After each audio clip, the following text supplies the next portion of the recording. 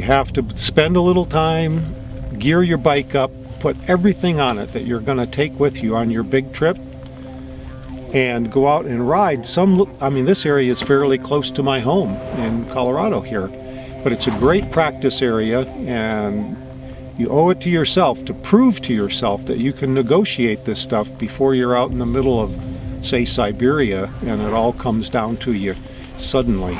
So with that, we're going to have a little demonstration. It would have been awesome if you tipped over right there. Yeah, that would have demonstrated how to pick the bike up. Riding a dirt bike or a small motorcycle under varying conditions, it's easy to maintain balance, especially if you have a little bit of speed going. The wheels act as a gyroscope, and it's relatively easy to maintain balance. But when you're going slow through difficult terrain, a heavily loaded motorcycle, the body movements and the positioning on the motorcycle become often comically exaggerated. The number one thing is that a motorcycle turns on the side of its wheels. You can roll one on pavement, virtually do upright, but other than that, it's really hard to make a motorcycle turn, if at all possible, unless you have a little bit of lean to it. So maneuvering through this kind of stuff is always one degree or another of edging the wheels so they will flow in a curving fashion, and thereby the motorcycle turns.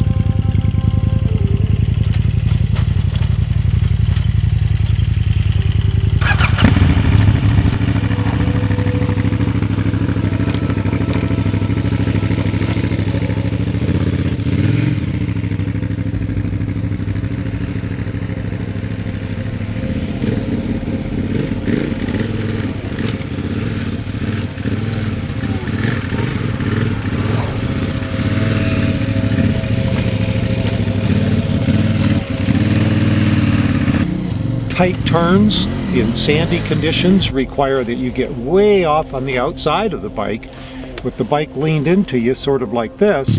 Bike leans sideways with a slight amount of bar turn, and that means the bike's going to turn left, but it'll fall over. On a dirt bike, you can just put your foot out and hold it up. On these, you're not going to do that. So you have to get yourself over on the outside of the bike, where you can use clutch and throttle control and body positioning and very slow, deliberate motions to keep yourself from plowing the front end or going so slow that the bike wants to fall over. These bikes, fully loaded, what were they, Justin? When we put them on the boat going to Japan, I think with spare tires, all of our gear, everything except a little shoulder bag that we used for our personal items on the flight. I think the bikes weighed about 500 pounds each. I think a little more, yeah. And I think we even tucked some of our riding gear in with the bikes on the trip over.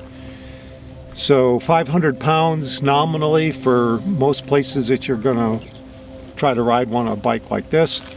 Some bikes are a little less weight, but and some of them are substantially more. So let's just say that Justin went up this little hill, and near the top he had a slight bobble or something, and so I stopped to wait for him to clear the hill so I wouldn't be right behind him. So now I'm stopped here and I've got to get going on a steep little incline.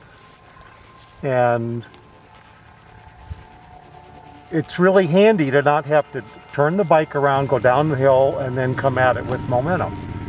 So the key to getting going is lots of throttle and clutch control. Get the bike slightly moving, and then immediately get your weight where you can continue on up the hill without spinning or sliding out or anything like that. So I'll see if I can demonstrate this.